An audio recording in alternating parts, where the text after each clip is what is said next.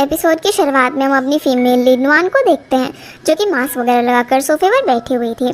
उसके साथ में भी हम एक लड़के को बैठा हुआ देखते हैं, जिसे देखकर वो मन में कह रही होती है कि क्या सच में नेशनल आइडल जियांग हाओ मेरे साथ यहाँ पर बैठा हुआ है, आखिर ये मेरे घर में क्या कर रहा है। अब वो हमें बताती है कि इस सब की शुरुआत उसके बर्थडे से हुई। यहाँ से अब हमें कुछ देर पहले का सीन दिखाया जाता है, जहाँ पर नुआन अपने आप को इंट्रोड्यूस करती है। वो बताती है कि आज उसका बर्थडे है और वो एक ब्लाइंड बॉक्स डिज़ाइनर बन गई है, क्योंकि उसे डॉल्स की कंपनी अच्छी लगती है और वो 25 साल की है। वो काफ़ी ज़्यादा शाय और हम्बल लड़की है, उसके ज़्यादा दोस्त भी नहीं है। फिर वो अपनी फ्रेंड दमाई से बात कर रही होती है, जो कि उसके बर्थडे के लिए उसे विश करती है और इस बार वो उसे काफ़ी अच्छा गिफ्ट देने वाली है। वो ये भी उससे बोलती है कि तुम्हारे बॉयफ्रेंड की तो टांग टूटी हुई है ना, तो तुम्हारा बर्थडे सेलिब्रेट कर पाएगा या फिर नहीं। इस पर नुआन उसे कहती है कि आज वो डिस्चार्ज होने वाला है और हम सेलिब्रेट करेंगे। तो दमाई कहती है कि शायद हो सकता है कि आज वो तुम्हें प्रपोज कर दे। तो सबके बारे में सोचते हुए अपने डेस्क पर बैठ जाती है। तभी उसके सामने बैठे हुए कलीग गॉसिप करने लग जाते हैं कि आइडल जियांग हाओ का शेनाना के साथ अफेयर चल रहा है, जो सुनकर एक इंटर्न बोलती है कि लगता है कि कोई सैड होने वाला है। असल में वो यहाँ पर ये सब नुआन के लिए बोल रही थी, क्योंकि वो उसकी काफ़ी बड़ी फ़ैन थी। पर नुआन यहाँ पर अपने मन में सोचती है कि आइडल्स की भी अपनी लाइफ होती है। पर हम देखते हैं कि उसने अपने डेस्क पर भी जियांग हाओ की बहुत सारी फ़ोटोज़ लगा रखी थी। यहाँ उसके सामने एक फिश पॉट भी होता है, जिसके अंदर एक गोल्ड फिश थी। तो उसमें एक कॉइन डालकर अपने लिए विश मांगती है कि आज उसके बर्थडे पर कुछ अच्छा हो। जिसके बाद हम एक शॉप को देखते हैं, जहाँ पर कोई ओल्ड मैन जैसे दिखने वाला एक ब्लाइंड बॉक्स को ड्रॉर से निकालता है और कहता है कि पहले ड्रॉर खुल नहीं रहा था, लेकिन अभी खुल गया है। इसका मतलब वो सही पर्सन आने वाला है जो कि इन्हें लेगा।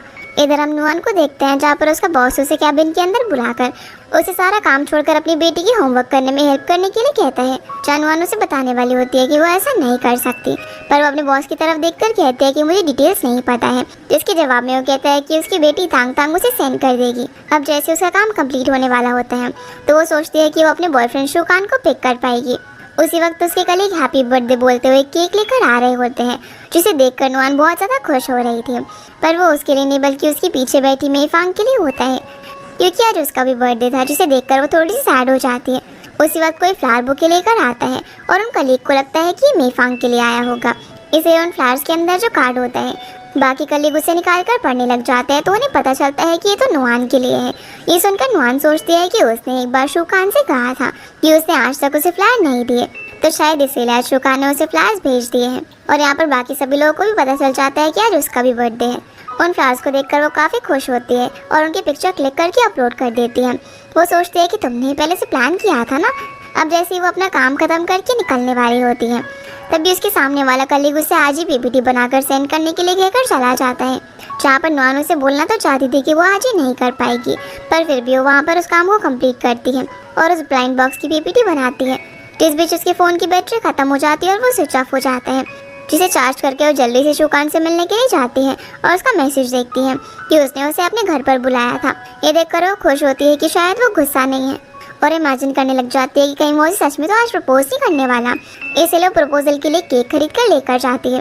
जैसे वो उसके घर पर पहुंचती है, तो वो उसे बताती है कि वो आज काम की वजह से लेट हो गई। जहाँ पर शुकान ने उसकी जो 5 साल की पुरानी चीज़ें वगैरह थी, वो सब कुछ एक बॉक्स के अंदर पैक करी हुई थी और उसे सीधा बोल देता है कि मैं तुमसे ब्रेकअप करना चाहता हूँ।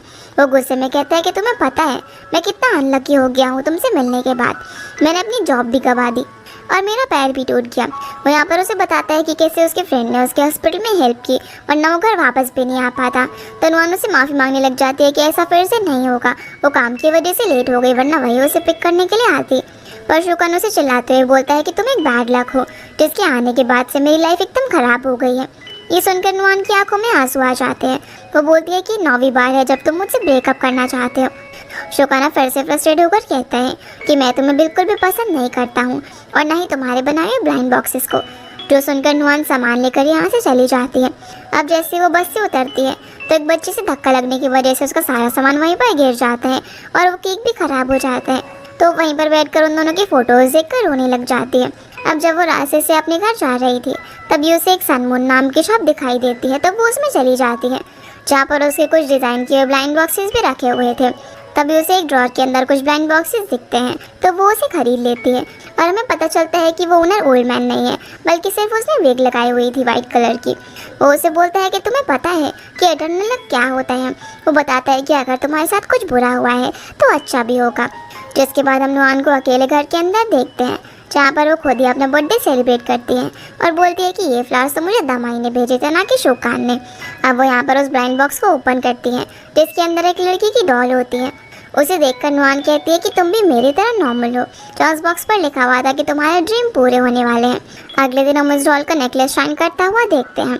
तभी कोई डिलीवरी मैन दरवाज़ा नॉक करता है और जैसे ही नुआन डिलीवरी पिक करती है तो वो पर्सन यहाँ पर मास्क निकालता है, जो कि और कोई नहीं बल्कि जियांग हाओ था। वो उसे बोलता है कि नुआन देखो मैं हूँ, जिसे देखकर वो तो एकदम शॉक रह जाती है। उसे यकीन ही नहीं हो रहा था कि वो जियांग हाओ है, पर फिर वो किस तरीके से यकीन कर कर अपना पूरा चेहरा वगैरह छुपा कर आती है, क्योंकि उसे लग रहा था ये कोई फैन मीटिंग है और वो इस तरीके से बिना मेकअप के टीवी पर नहीं आना चाहती थी। फिर हम इन दोनों को साथ में सोफे पर बैठा हुआ देखते हैं, जहाँ पर जियांग देखता है कि उसने घर में उसके काफ़ी पोस्टर्स वगैरह लगाए हुए थे और वो उसकी बहुत ही बड़ी वाली फ़ैन होती है। वो अब उसका मास्क वगैरह सब कुछ हटाता है और बोलता है कि मेरे बारे में जो र्यूमर्स चल रहे हो तुम उसकी वजह से अपसेट होगी ना। पर वो तो यहाँ पर अपने मन में सोच रही होती है कि यहाँ पर कोई कैमराज वगैरह तो नहीं लगे हुए और फ़ैन के बर्थडे के लिए कहीं शो वगैरह चल रहा हो। वो उसे कहता है कि तुम मेरे कल के कन्फेशन के बारे में सोच रही होगी ना, वैसे तो हम दोनों साथ में बड़े हुए हैं और मैंने तुम्हें एकदम से